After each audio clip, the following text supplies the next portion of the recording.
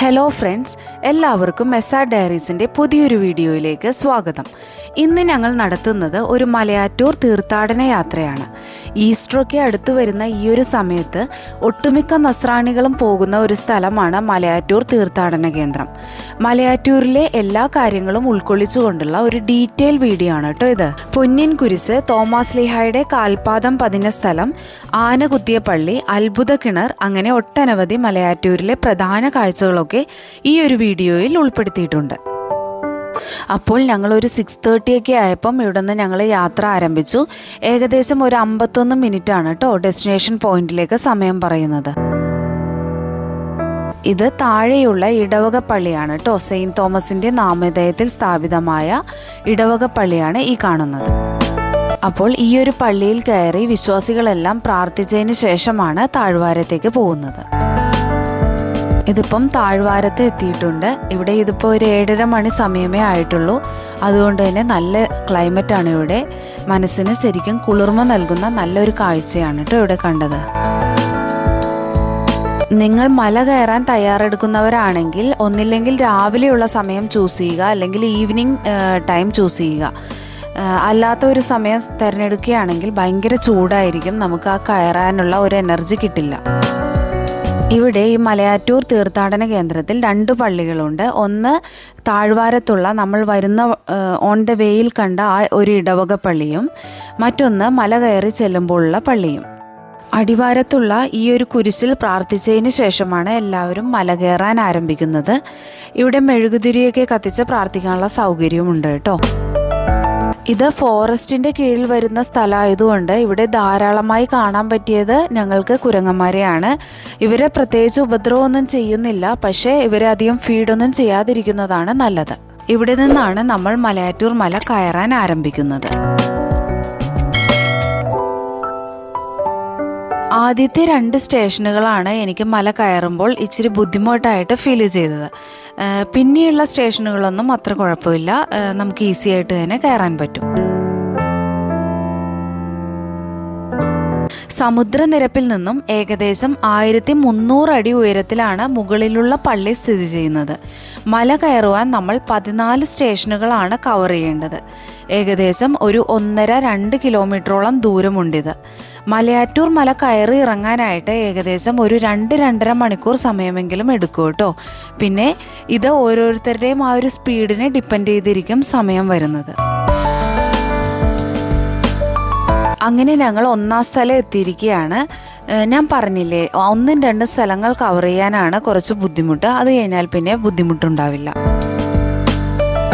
യേശുക്രിസ്തുവിൻ്റെ 12 ശിഷ്യന്മാരിൽ ഒരാളായ വിശുദ്ധ തോമാസ് ലീഹ AD 52 കേരളത്തിൻ്റെ കൊടുങ്ങല്ലൂരിൽ കപ്പലിറങ്ങി. പിന്നീട് സുവിശേഷം പ്രചരിപ്പിച്ചു തുടങ്ങി. ഭാരതത്തിൻ്റെ അപ്പോസ്തലനായാണ് അദ്ദേഹം അറിയപ്പെടുന്നത്. പാലയൂർ, നിരണം ഉൾപ്പെടെയുള്ള സ്ഥലങ്ങളിൽ പള്ളികൾ സ്ഥാപിച്ചു. AD 72 മൈലാപ്പൂരിൽ വെച്ച് അദ്ദേഹം രക്തസാക്ഷിത്വം വരിച്ചു. അദ്ദേഹം വളരെ നാളുകൾ പ്രാർത്ഥനയ്ക്കായിട്ട് ഈ മലയിൽ തങ്ങിയതായും പിന്നീട് അത്ഭുതകരമായ പൊന്നിൻ കുരിശ് ഇവിടെ പ്രത്യക്ഷപ്പെട്ടതായുമാണ് വിശ്വസിക്കപ്പെടുന്നത്.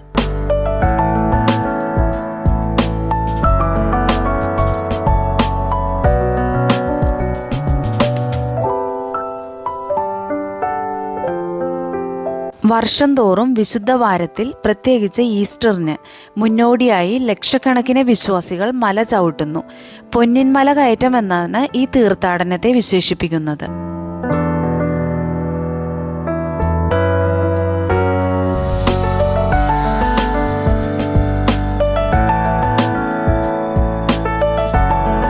മല കയറുമ്പോൾ നമ്മൾക്ക് ദാഹിക്കുവാണെങ്കിൽ കുടിക്കുവാനുള്ള ശുദ്ധമായ വെള്ളം ചില സ്റ്റേഷനുകളിൽ അവൈലബിൾ ആക്കിയിട്ടുണ്ട് കേട്ടോ.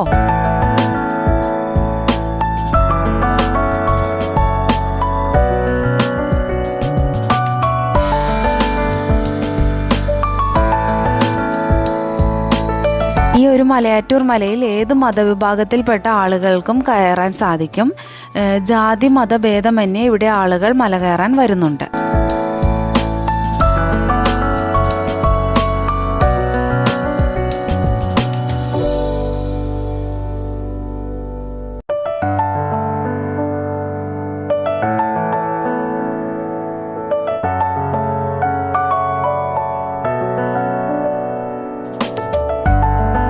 ഇപ്പോൾ നമ്മൾ 10ാമത്തെ സ്റ്റേഷൻ എത്തിയിട്ടുണ്ട്. ഇനി വെറും 4 സ്റ്റേഷനുകൾ കൂടി കവർ ചെയ്താൽ നമ്മൾ മലമുകളിലുള്ള പള്ളിയിൽ എത്തിച്ചേരും.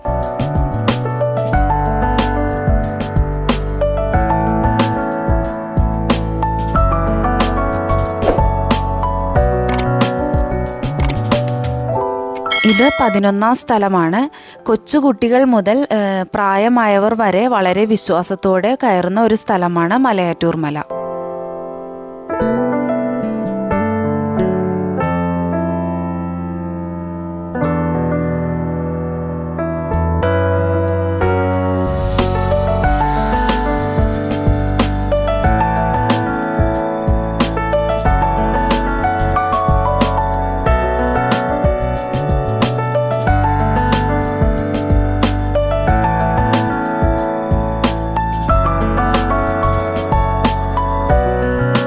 കിലോമീറ്ററുകൾ നഗ്നപാദത്തിൽ നടന്നും കുരിശിൻ്റെ വഴി ചൊല്ലിയും ത്യാഗങ്ങൾ സഹിച്ച് മല കയറുന്ന ഓരോ വിശ്വാസികളും യേശുക്രിസ്തുവിൻ്റെ പീഡാനുഭവത്തെ തന്നെയാണ് അനുസ്മരിക്കുന്നത്.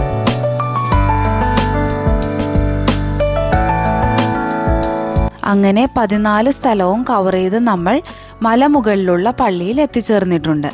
നമ്മൾ മല കയറാൻ തുടങ്ങിയപ്പോൾ ഇവിടെ കുർബാന നടന്നുകൊണ്ടിരിക്കുകയായിരുന്നു. അപ്പോൾ ആ കുർബാനയിൽ പങ്കെടുത്തുകൊണ്ട് തന്നെ നമ്മൾക്ക് മലകയറ്റം പൂർത്തീകരിക്കാവുന്നതാണ്.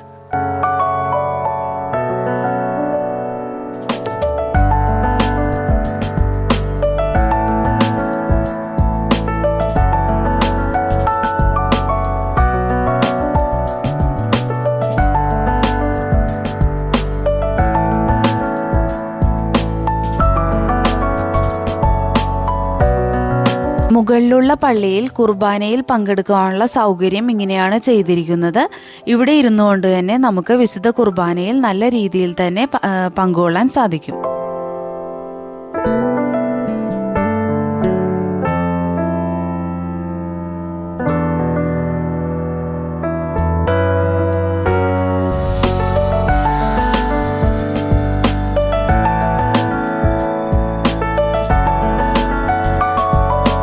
ഇത് പള്ളിവക സ്റ്റോളാണ്. ഇവിടുന്ന് നമുക്ക് വെഞ്ചരിച്ച കൊന്ത, ബുക്ക്, രൂപങ്ങൾ മുതലായവ വാങ്ങിക്കാൻ സാധിക്കും.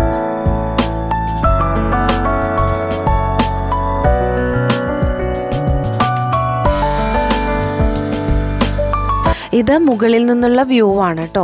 മുകളിൽ നിന്ന് നോക്കുമ്പോൾ നല്ല ഭംഗിയാണ് കാണാൻ. ഞങ്ങൾ മുകളിൽ ചെന്ന് പ്രാർത്ഥിച്ച് നേർച്ചയൊക്കെ ഇട്ട് കുറച്ച് നേരം അവിടെ സ്പെൻഡ് ചെയ്തതിന് ശേഷം ബ്രേക്ക്ഫാസ്റ്റ് കഴിച്ചു. ബ്രേക്ക്ഫാസ്റ്റ് ഞങ്ങൾ സെൽഫായിട്ട് എടുത്തിട്ടുണ്ടായിരുന്നു കേട്ടോ. സിമ്പിളായിട്ടുള്ള ഒരു ബ്രേക്ക്ഫാസ്റ്റ്, ബ്രെഡ് ആൻഡ് ബട്ടർ അത്രേ ഉണ്ടായിരുന്നുള്ളൂ. അപ്പോൾ അതൊക്കെ കഴിച്ച് കുറച്ച് നേരം റെസ്റ്റ് ചെയ്തതിന് ശേഷം ഞങ്ങൾ കുറച്ച് കാര്യങ്ങൾ കൂടി അവിടെ കാണാനുണ്ടായിരുന്നു. ആന കുത്തിയ പള്ളി, അതുപോലെ തന്നെ വിശുദ്ധ തോമസ് ലീഹായുടെ കാൽപാദം പതിഞ്ഞ സ്ഥലം, ഇതെല്ലാം സന്ദർശിക്കാനുണ്ടായിരുന്നു. അപ്പോൾ അതൊക്കെ ചെയ്യുകയുണ്ടായി.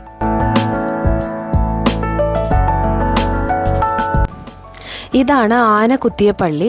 വിശുദ്ധ തോമസ് ലീഹ മലയാറ്റൂർ മലയിൽ പ്രാർത്ഥനയ്ക്കായി എത്തിയപ്പോൾ കാട്ടാനകൾ അദ്ദേഹത്തെ ഉപദ്രവിക്കാൻ ശ്രമിച്ചുവെന്നും ആ സമയത്ത് അദ്ദേഹം പാറയിൽ കുരിശു വരയ്ക്കുകയും ആനകൾ വണങ്ങിപ്പോവുകയും ചെയ്തുവെന്നും വിശ്വസിക്കപ്പെടുന്നു.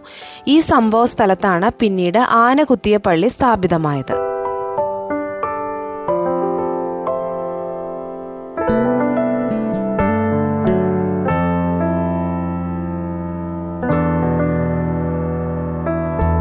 ഇനി നമ്മൾ കാണാൻ പോകുന്നത് അത്ഭുത കിണറാണ്. ഇത് ശരിക്കും ഒരു അത്ഭുത കിണർ തന്നെയായിട്ടാണ് എനിക്ക് ഫീൽ ചെയ്തത്. കാരണം മലയുടെ ഏറ്റവും ടോപ്പിൽ സ്ഥാപിതമായ ഈ കിണർ എത്ര സമ്മർ സീസൺ ആണെങ്കിൽ പോലും വെള്ളം പറ്റില്ല. ഓൾ ടൈം വെള്ളം വന്നുകൊണ്ടേയിരിക്കും. വിശ്വാസികൾ ഇതിൽ നിന്നും വെള്ളം കുപ്പികളിലും മറ്റുമാക്കി വീട്ടിൽ കൊണ്ടുപോകുന്നുണ്ട്. ഇതാണ് കേട്ടോ ആ കിണർ.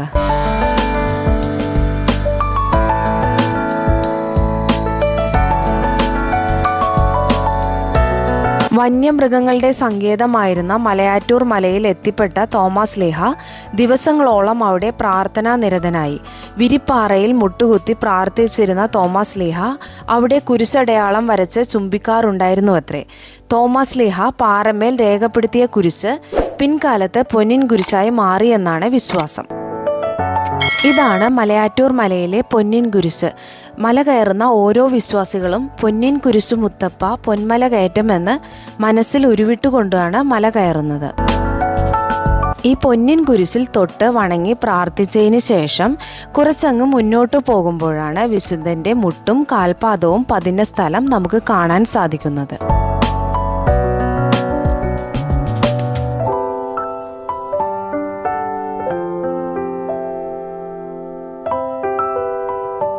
ഇതാണ് വിശുദ്ധൻ്റെ കാൽമുദ്ര പതിച്ച സ്ഥലം. ഇതിപ്പോൾ ഒരു ഗ്ലാസ് വെച്ച് സെക്യൂർഡ് ആക്കി വെച്ചിരിക്കുകയാണ്. ഇങ്ങനെയാണ് ഇത് വിശ്വാസികൾക്ക് കാണാൻ അലൗഡാക്കി വെച്ചിരിക്കുന്നത്.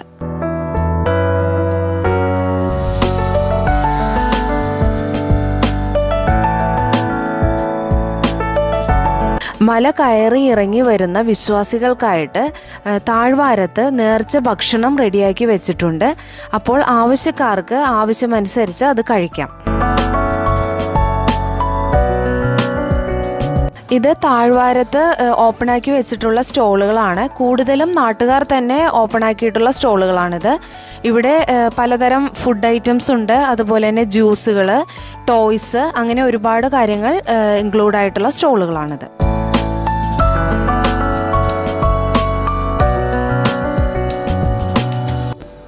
അപ്പോൾ മലയൊക്കെ ഇറങ്ങിയതിന് ശേഷം ഞങ്ങൾ ഒരു സ്ഥലത്തേക്ക് പോവുകയാണ്. ഇത് മഹാഗണിത്തോട്ടം എന്നാണ് ഈ സ്ഥലത്തിൻ്റെ പേര്. ഇത് മലയാറ്റൂർ മലയുടെ 5 കിലോമീറ്റർ ഉള്ളിൽ വരുന്ന ഒരു സ്ഥലമാണ്. അപ്പോൾ ഇതുവഴി ക്രോസ് ചെയ്ത് കഴിയുമ്പോൾ ഒരു പുഴയുണ്ടെന്ന് പറഞ്ഞു, അങ്ങോട്ട് പോവുകയാണ്. ഈ ഒരു മഹാഗണിത്തോട്ടം എന്ന ഈ ഒരു സ്ഥലം ഒരുപാട് നല്ല മൂവീസൊക്കെ ഷൂട്ട് ചെയ്ത സ്ഥലമാണ്. പുലിപുരുകൻ പോലുള്ള മൂവീസൊക്കെ ഇവിടെ ഷൂട്ടിംഗ് നടന്നിട്ടുണ്ട്.